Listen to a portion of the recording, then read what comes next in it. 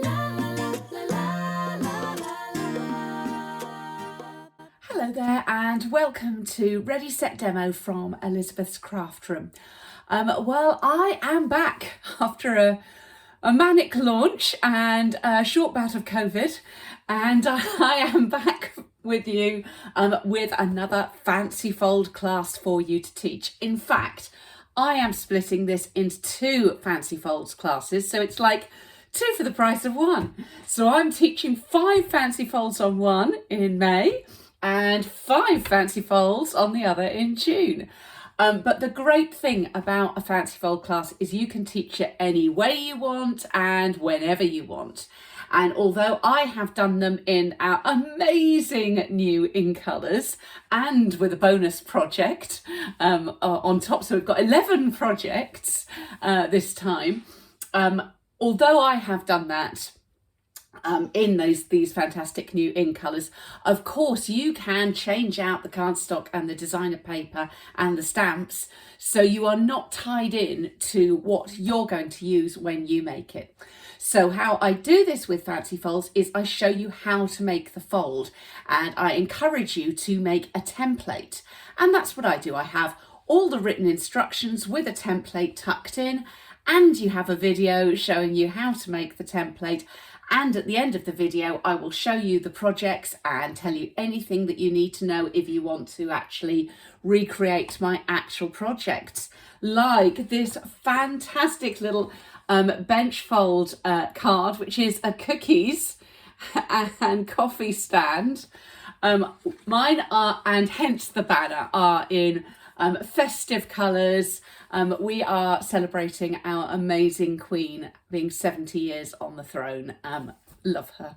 And so we're doing this in May, but they are patriotic colours that you could be using on the 4th of July or on Bastille Day, or you can obviously change them out if these are not your flag colours, or indeed this could be a birthday banner or whatever you want to make it.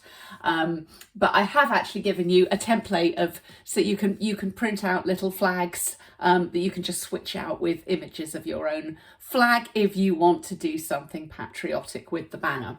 But as I say, the main part of it is the 10 fancy folds. Here's another one of my favourites, and I have used the little bird stamps on this, and we pull down and bang! That is a full pop-up card. I absolutely love that. And it was quite a fun one to design, actually. I wasn't sure how difficult it was going to be. With many of the fancy folds, there's almost nothing new in crafting, and I look around and I see various things and I'm inspired by them. Sometimes I can just go, oh yes, let's just make it, and it's that. Other times I do play around quite a lot with the measurements, not only because I make sure the measurements work either for both A4 and US letter, or I do a set of measurements for US letter and a set of measurements for A4.